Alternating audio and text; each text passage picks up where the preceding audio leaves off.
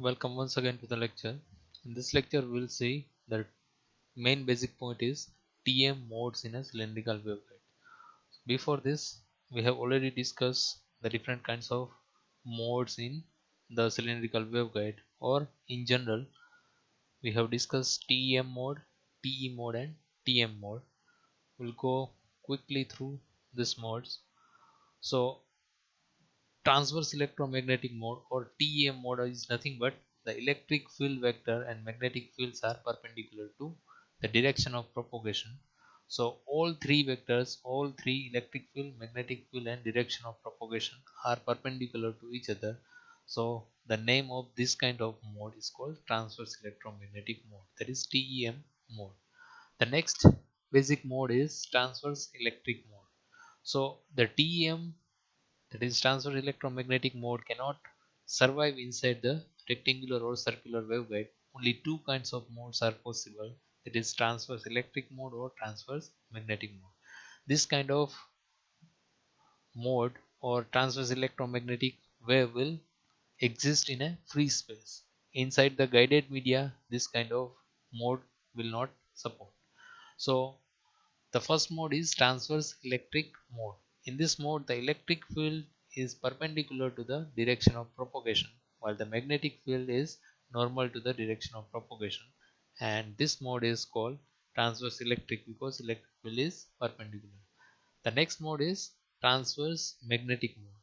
In transverse magnetic mode, the magnetic field is perpendicular to the direction of wave propagation, while the electric field is normal to the direction of propagation. Hence the name is transverse magnetic field. Whatever the field component which is perpendicular, the name is given accordingly. If it is electric field, then that will be transverse electric field, and if it is magnetic field, then that will be transverse magnetic mode. So here we'll see the nomenclature of the transverse magnetic mode inside circular waveguide. So this will be same as transverse electric mode, only we have to see now the magnetic field.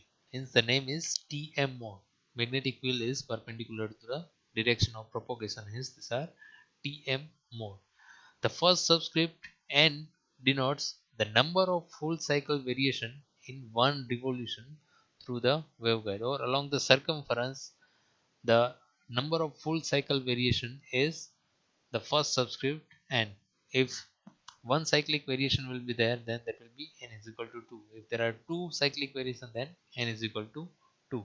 Similarly, the second subscript denote the variation along the radius of the circular waveguide, and we have to exclude number of zeros or maxima at the periphery of the wave.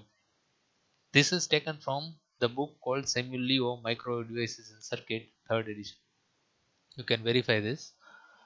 Now we'll see different mode. You can see this is the first mode. I don't know what is the name of this mode.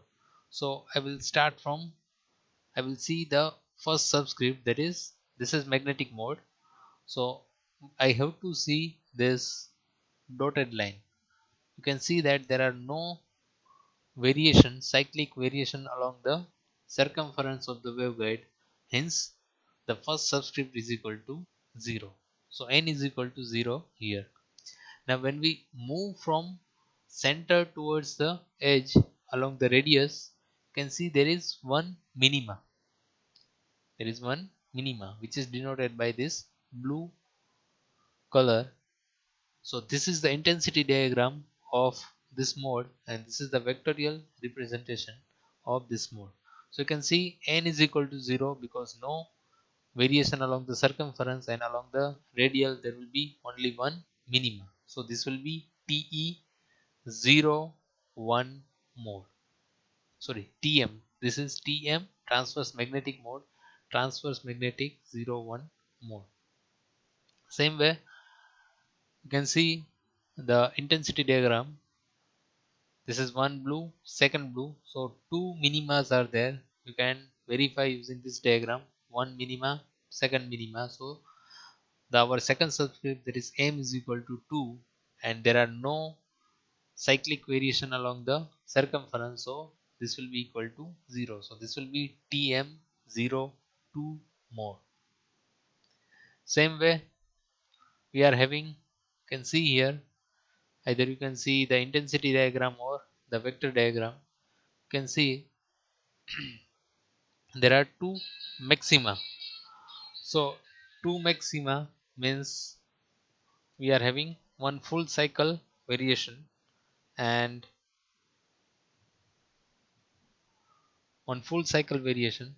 we are having only one zero here, one zero here. So this will be Tm n is equal to 1 because two maxima. So Tm 1 and this will be only one minima here. If you go, so this will be Tm 1 1. This particular thing represent Tm 1 1. You can verify this. We are having four maxima. It means there are two cyclic variation. 1 2 3 4. So two cyclic variation and we are having one minima here, and we have to ignore the minima along the periphery.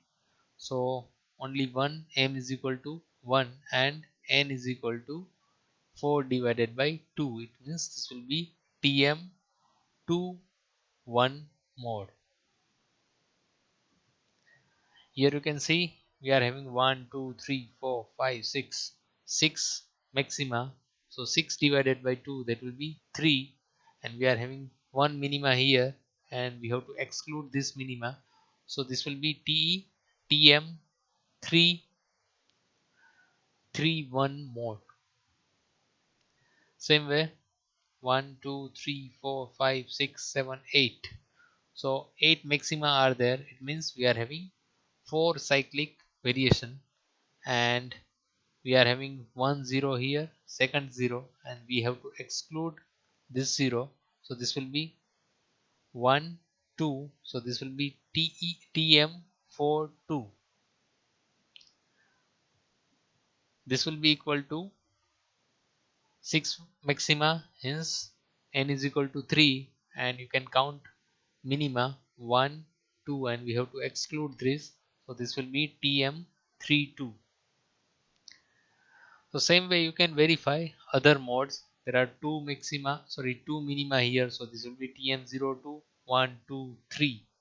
We have to exclude this. So this will be Tm03 1 2 3 4. So this will be Tm04, and same way you can have other mode. This is 1 2 3 4 5 6. So n is equal to 3, and you can count the minima: first minima, second minima, third minima, fourth minima, and fifth minima. So this will be Tm 3 5. Thank you very much.